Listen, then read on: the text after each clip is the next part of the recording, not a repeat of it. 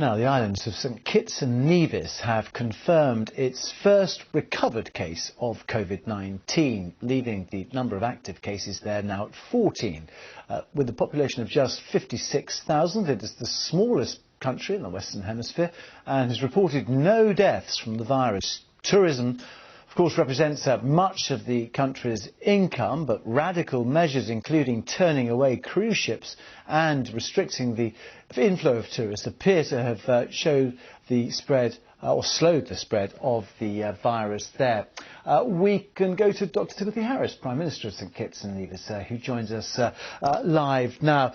Thanks for joining us on BBC News. What is the situation there at the moment, Dr. Harris? Well, at this moment today in St Kitts, we are observing a 24-hour lockdown.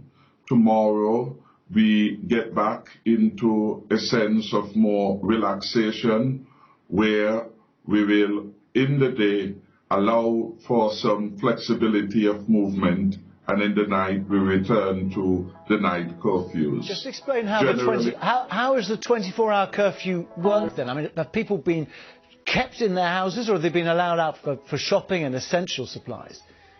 24-hour lockdown, no movement. The recommendation is that people stay within their home for that period of time.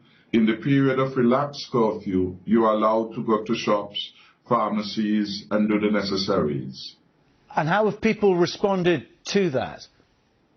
Well, it's a new way of living for us in St Kitts and Nevis, and I want to commend the discipline of the people of St Kitts and Nevis. They understand that we are in a changing world, a very difficult world, and each one has to play a part. So the response has been extremely good so far. Is this because you haven't got the medical facilities on the islands to deal with a large outbreak? I mean, how many ventilators, how many intensive care units do you have there? What I would say is that at this point we are at the strongest position. We have adequate ventilators for this particular period of time. We have been able to invest in ventilators. So as we speak today, we have about 6 times the stock that we had before the arrival of COVID in St Kitts and Nevis. Our health system is not being overwhelmed, and the reason is that we took strong measures early and we prepared well for this. But tourism is the lifeblood, isn't it, of your economy? Be turning away cruise ships. What is the economic knock-on impact of this, and are you going to get any bailout? Well, the economic impact in St Kitts and Nevis has been as severe as it is for the rest of the world.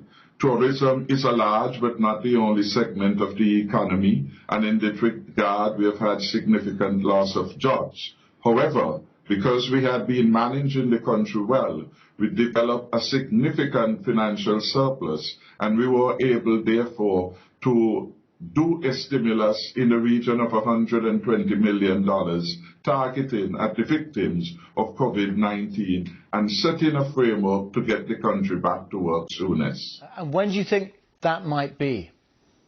Well, of course, we are doing all within our power to get St Kitts ready for when the world is ready for engagement. You are aware that some of our principal countries with which we engage for tourists, for goods, United States of America and Europe, they are basically now in a crisis situation. We have been fortunate, no deaths, no significant, no hospitalization at this point in time. And we are working a plan jointly in accordance with WHO rules to get our country back to work and ready for day one. OK, well, Timothy Harris, Prime Minister of St Kitts and Nevis, we wish you the best with that. Thank you very much indeed for joining us here on BBC News.